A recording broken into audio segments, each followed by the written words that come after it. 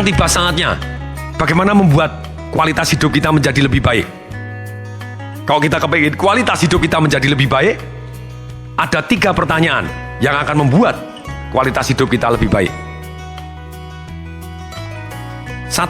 Ketika kita mengalami sesuatu hal, entah positif entah negatif, pertanyaan yang pertama yang membuat kualitas hidup kita jadi lebih baik adalah, apa yang saya syukuri dari kejadian ini? Ketika Anda mengalami suatu hal yang negatif, Anda selalu ngomong, enggak ada. Oke, saya sekali, kalau ada, kira-kira apa yang bisa kita syukurin? Selalu ada hal-hal yang bisa kita syukurin. Percaya atau tidak? Coba tes, Anda bayangkan kejadian-kejadian yang paling rendah dalam hidup Anda. Ketika waktu berlalu, seringkali kita tahu bahwa karena kejadian yang paling rendah itu, hidup kita menjadi lebih baik, lebih kuat, lebih hebat karena hal itu. Contoh, ketika saya dulu ditolak oleh banyak wanita karena saya sekolah tidak pintar, karena saya tidak mempunyai mobil, kejadian yang paling rendah tadi membuat saya akhirnya jadi mahasiswa teladan, menjadi juara lomba karya tulis ilmiah sampai tingkat nasional, juara cepat tepat P4, dan sampai akhirnya punya mobil, jadi salesman, sukses. Dan kalau hari ini menjadi sukses pun sebagian besar karena kejadian titik terendah ketika pernah dihina oleh orang yang saya taksir.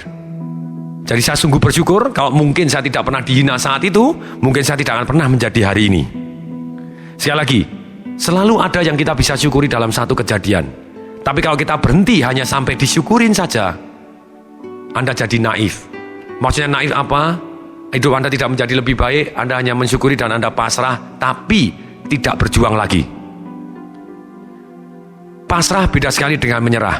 Banyak sekali orang mengasosiasikan dengan pasrah sama dengan menyerah. No, tidak sama sekali. Pasrah berarti kita terima apapun yang terjadi, tapi yang belum terjadi kita tetap boleh berjuang, boleh berkembang, boleh menikmati prosesnya, tapi kita terus menjadi lebih baik. Jadi 1, apa yang kita syukuri dari kejadian ini? Apapun. Kemudian pertanyaan yang kedua yang akan membuat hidup kita mempunyai kualitas yang lebih baik, yaitu, apa yang harus saya pelajarin karena atau dari kejadian ini yang akan membuat saya menjadi lebih baik, lebih kuat, lebih sukses, lebih harmonis, lebih kaya, lebih sehat, atau apapun yang membuat kita menjadi lebih baik.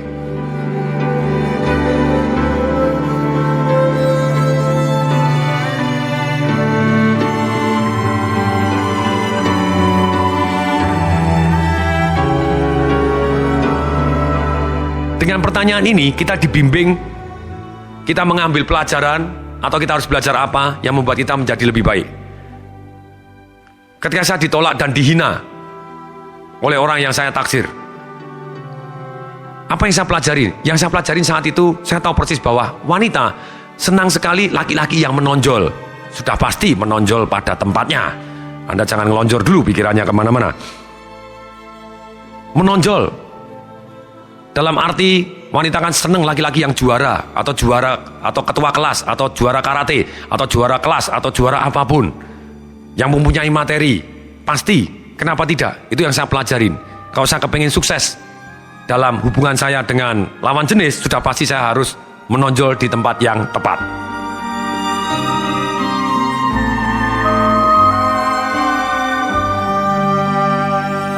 Kemudian pertanyaan ketiga yang akan membuat kita mempunyai kualitas hidup yang lebih baik. Begitu setelah Anda, apa yang saya pelajarin? Pertanyaan ketiga, Anda lanjutkan dengan pertanyaan ini. Lalu, apa yang harus saya lakukan yang akan membuat saya A. merasa lebih baik, B. menjadi lebih baik, C. membuat saya bisa menjadikan orang banyak menjadi lebih baik, D. direstui Tuhan. Contohnya begini, ketika kita mengalami satu kesedihan, misalnya suatu hal yang negatif, kemudian kita tanya, lalu apa yang harus saya lakukan yang membuat saya merasa lebih baik? Banyak orang hanya melakukan yang membuat dia merasa lebih baik, tapi tidak menjadi lebih baik. Minum pil koplo, lolak-lolok, mabok, dia mungkin merasa lebih baik, tapi apakah dia menjadi lebih baik? Tidak. Malah hidupnya kacau balau, dia tidak bisa memikir, kemudian kena kanker liver, atau muntah darah, kebanyakan pil koplo. Nah, saringan ini yang akan membuat kita mempunyai hidup yang lebih berkualitas. Sekali lagi saya ulangin 3 halnya. 1, apa yang kita syukurin dari kejadian ini. Yang kedua, apa yang harus kita pelajarin karena atau dari kejadian ini yang akan membuat kita menjadi lebih baik, lebih kuat, lebih sukses, lebih harmonis, lebih kaya, lebih sehat, atau lebih apapun. Yang ketiga, lalu apa yang harus saya lakukan yang akan membuat saya selain merasa lebih baik, benar-benar menjadi lebih baik dan membuat orang banyak menjadi lebih baik dan direstui Tuhan. Kalau kita melewati saringan ini, hidup kita akan jauh lebih berkualitas.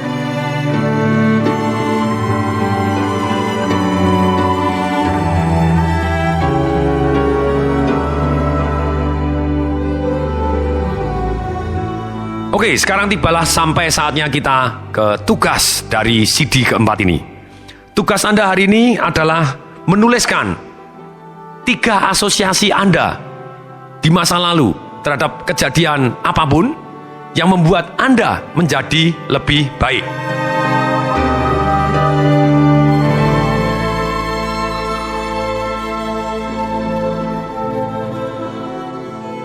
Dan 3 asosiasi atau arti yang Anda berikan kepada suatu kejadian yang kemudian Anda punya pola tindakan yang membuat Anda menjadi lebih buruk. Saya akan beri contoh. Ketika saya menghadapi satu kejadian, orang tua saya sakit dan saya tidak bisa bayarin. Dari kejadian tadi, saya memberi arti bahwa saya harus jadi kaya.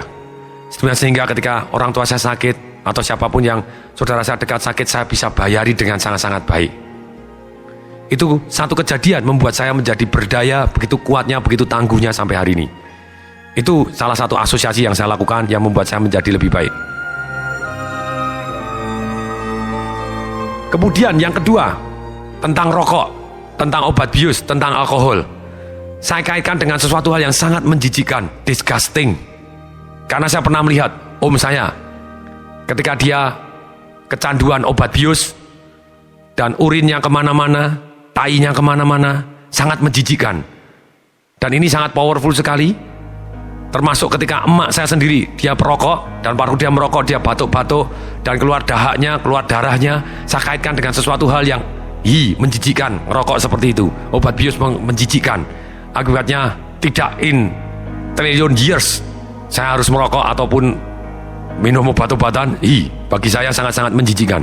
Itu adalah salah satu asosiasi yang membuat saya jadi lebih baik. Hari ini jauh lebih sehat karena saya menghindari hal-hal yang membuat saya terjerumus dari alkohol ataupun obat-obatan. Kemudian yang ketiga, dulu dari kecil saya melihat orang tua saya rajin menabung dan akhirnya dia bisa beli rumah besar, dan dia menghemat dan dia betul-betul hidup dalam arti mengatur keuangannya dengan baik. Nah, sampai hari ini pun saya mempunyai asosiasi. Kalau saya mengatur uang saya dengan baik, saya jauh lebih kaya dibanding orang yang tidak punya kemampuan untuk mengatur uang dengan baik. Termasuk dalam hal ini adalah kebiasaan saya menunda kesenangan. Ketika saya bisa beli Mercy S-Class, saya tidak beli Mercy S-Class. Saya menunda kesenangan dulu sampai punya peternakan duit, baru beli Mercedes-Benz gitu. Itu menunda kesenangan. Ini adalah asosiasi yang sempurna. Saya menunda kesenangan dengan tetap senang dan akhirnya senang luar biasa karena saya beli barang-barang konsumtif saya dengan pasif income saya, bukan dari aktif income. Kemudian 3 hal misalnya yang asosiasi negatif, yang diasosiasikan terhadap hal-hal yang negatif. Saya beri contoh, misalnya guru saya, Anthony Robbins. Dia mengasosiasikan pada waktu dia makan dengan satu kenikmatan yang luar biasa. Kalau dia kesepian, dia butuh connect dengan dirinya sendiri, dia akan makan begitu berlebihan. Dia makan dengan nikmat sekali, dan kalau tidak makan berarti dia pusing. Lapar berarti pusing, apa yang jadi? Dia berat badannya berlebihan sampai lebih dari 30 kilo, 40 kilo, akibatnya kegendutan, dan itu adalah asosiasi yang salah. Makan adalah untuk membuat kita sehat, bukan untuk membuat kita tidak sehat. Makan harus secukupnya. Itu adalah asosiasi yang salah yang membuat orang tidak nikmat. Misalnya saya beri contoh lagi, misalnya ada orang ketika dimarahin, dia memberi asosiasi apa? berarti atasan sentimen. Kalau atasan sentimen, percuma dia kerja keras di situ. Akibatnya dia kerjanya loyo-loyo, akibatnya bolos-bolosan, akhirnya dia malah mendapatkan hal-hal yang negatif, yaitu akhirnya dia dikasih surat peringatan, bahkan dipecat.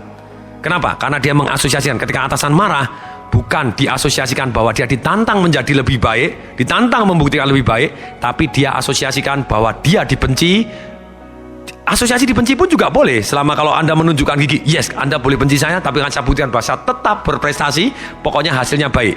Terserah. Asosiasi sekali lagi, saya katakan, orang yang sukses, walaupun dia memberi arti yang akhirnya menimbulkan emosi yang negatif, sekali lagi, entah positif atau entah negatif, yang jelas membuat dia melangkah menuju hal-hal yang positif atau membuat dia menjadi lebih baik, orang banyak menjadi lebih baik dan direstui Tuhan, dia sukses adanya, hidupnya akan sangat-sangat berkualitas.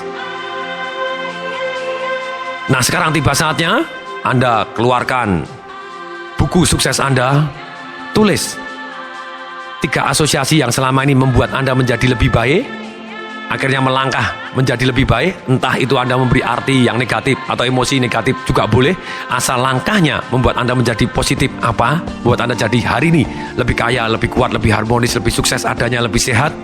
Silahkan ditulis. Kemudian 3 hal yang Anda memberikan arti di dalam hidup ini yang membuat Anda akhirnya menjadi sengsara atau mengalami masalah-masalah dalam kehidupan, membuat hidup Anda menjadi lebih jelek adanya. Apa? Silakan tulis 3 hal tersebut. Praktekkan, pasti akan bermanfaat. Saya Tung Desem Waringin mengucapkan salam dahsyat. Halo teman-teman, setelah ditunggu bertahun-tahun, akhirnya setelah saya bertapa, saya cuti bekerja, jadilah buku Sales Magic saya. Ini adalah kitab sucinya para sales. Ini betul-betul bermanfaat luar biasa, karena bagaimana sales yang ogah-ogahan mendadak jadi semangat untuk jualan, kemudian sales yang tidak tahu caranya jualan mendadak jago jualan, bahkan terjadi satu yang namanya Sales Magician. Dari tidak mau beli jadi beli, kemudian mendadak orang berbondong-bondong beli produk dan jasa Anda karena salesnya keren, top marko, top jos marko jos. Nah, ini 258 halaman, so many testimoni yang dahsyat luar biasa, dan ada gambar-gambarnya menarik, enak sekali dibaca. Minimal 258 halaman, bisa jadi saya tambah karena tadi baru ada beberapa materi saya add on lagi. Tung Desem Waringin mengucapkan salam dahsyat.